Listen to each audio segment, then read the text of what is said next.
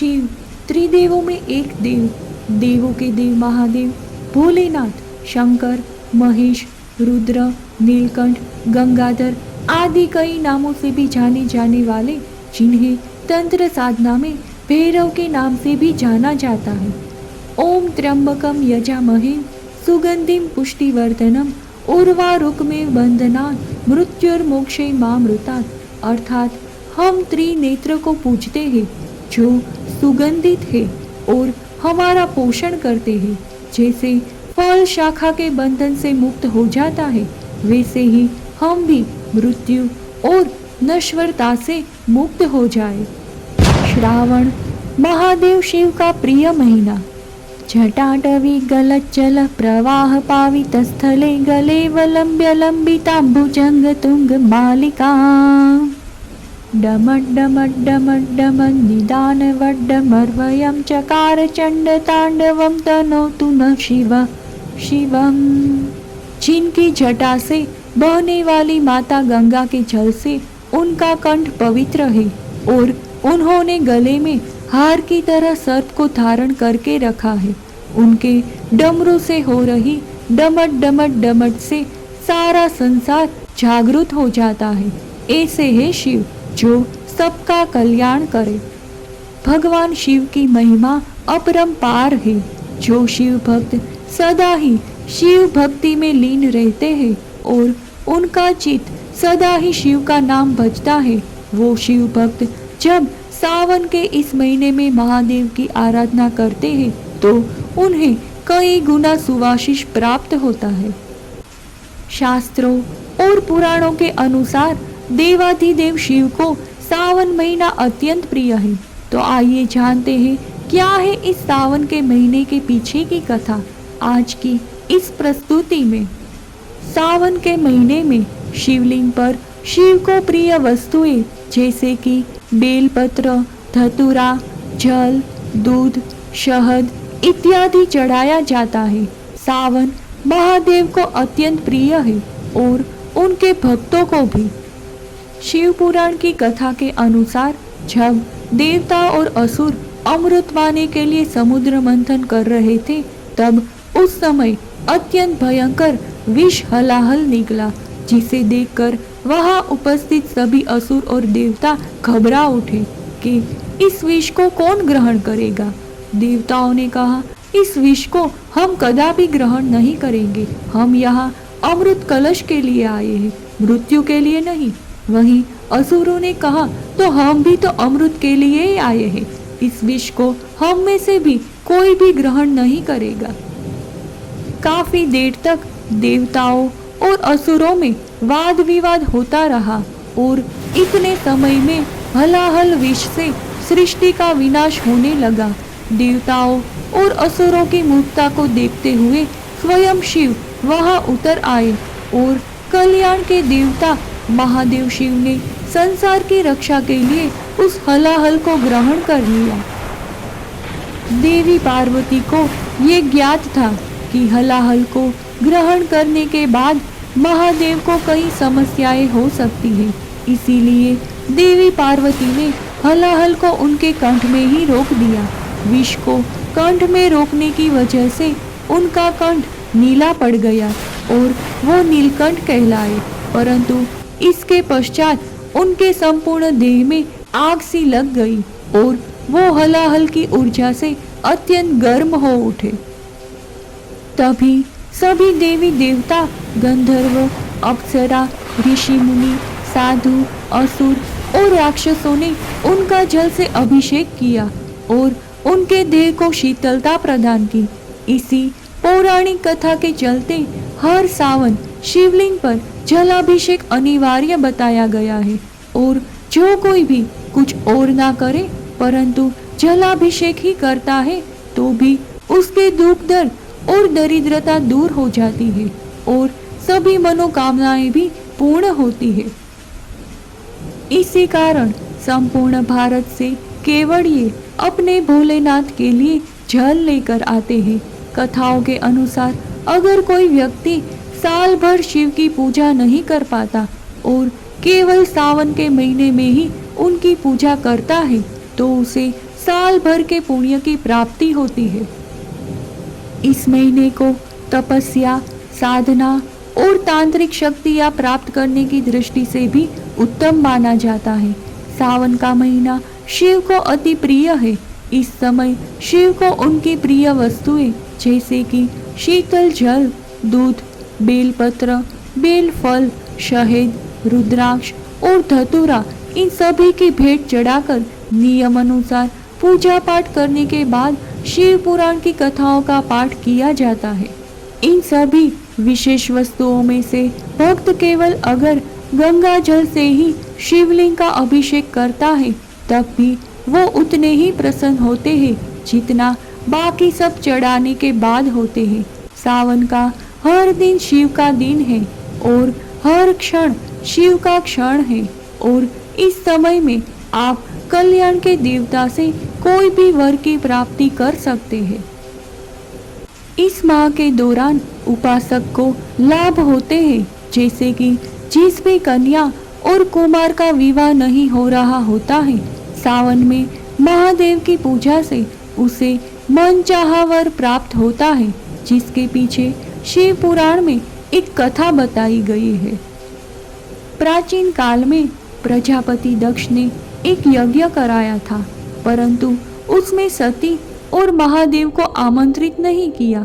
सती इस बात पर अड़ गई कि वो अपने पिता के घर अवश्य जाएगी और महादेव के कई बार समझाने पर भी देवी सती बिना आमंत्रित किए ही वहां पहुंच गई, जिस पर महाराज दक्ष ने अपनी पुत्री को खूब खरी खोटी सुनाई। दक्ष ने कहा, तुम्हें तनिक भी लज्जा नहीं आई कि बिना आमंत्रित किए तुम यहाँ यज्ञ में चली आई? क्या उस कपाली ने तुम्हारे मन को इतना दूषित कर दिया है कि तुम्हें इतना भी ज्ञात नहीं है कि बिन बुलाए कहीं नहीं जाते? तब सती ने कहा, पिताश्री, मैं किसी और के नहीं बल्कि अपने माता पिता के घर आई हूँ। दक्ष ने कहा, पिता कहने का अधिकार तो तुमने तभी खो दिया था जब तुमने उस भस्म में लदे जटाधारी कपाली शिव से विवाह किया था। सती ने कहा, वो मेरे स्वामी हैं और आपके जमाता भी। इस तरह के वचन उन्हें बोलना आपके लिए उचित नहीं है। दक्ष ने कहा, मेरा जमाता वो तब कहलाता जब मैंने उसे स्वीकारा होता, पर मैं जब तुम्हें ही अपनी पुत्री नहीं मानता तो वे कपाली मेरा जमाता कैसे हो गया? अपने स्वामी महादेव के बारे में इतने कठोर वचन सुनने के बाद देवी सती क्रोध में भर गई और स्वयं को अपनी योग शक्ति से भस्म कर दिया। इस बात का पता जब शिव को चला तो वे क्रोध में तांडव करने लगे, जिसके कारण सृष्टि का नाश होने लगा। इस बात से घबराकर भगवान विष्णु ने अपने सुदर्शन चक्र से देवी के देह के कई हिस्से कर उन्हें भूमि पर गिरा दिया और वो अंग जहाँ जहाँ गिरे वो जगह आगे चलकर शक्तिपीठ कहलाए और इसके पश्चात महादेव एक अज्ञातवास में चले गए।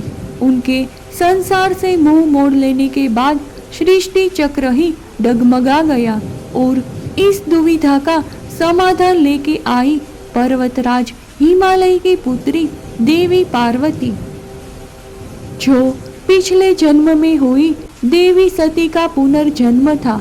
सृष्टि से मुंह फेर लेने के बाद संपूर्ण संसार की स्थिरता में विघ्न आ गया था और इसी दौरान अपने पिछले जन्म की स्मृतियों से जूझती देवी पार्वती शिव को पाने के लिए घोर तप में लीन हो गई और अंत में महादेव का ध्यान टूटा। उन्होंने देवी पार्वती को वर मांगने को कहा। शिव ने कहा, मांगो देवी, तुम्हारी क्या मनोकामना है? पार्वती ने कहा, हे महादेव, मैं आपको आपके सत्य स्वरूप में अपने पति, अपने स्वामी के रूप में प्राप्त करना चाहती हूँ। शिव ने कहा, तथास्तु।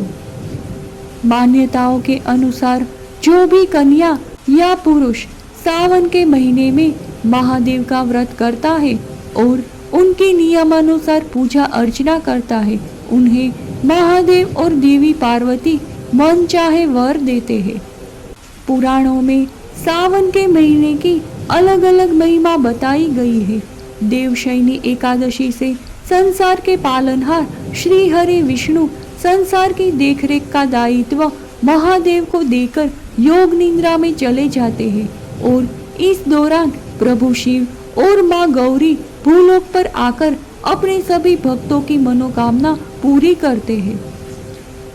शिवलिंग पर बेलपत्र तथा शमी पत्र चढ़ाने का वर्णन पुराणों में भी किया गया है। बेलपत्र भोलेनाथ को प्रसन्न करने के लिए शिवलिंग पर चढ़ाया जाता है।